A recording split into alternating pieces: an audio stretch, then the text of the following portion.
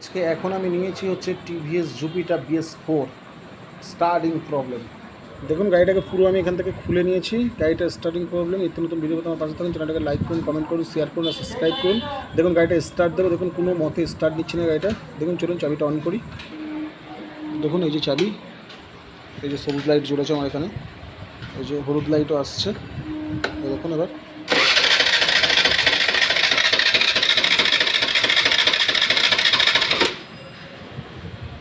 দেখুন কোনো মতে গাড়ি স্টার্ট নিচ্ছে না।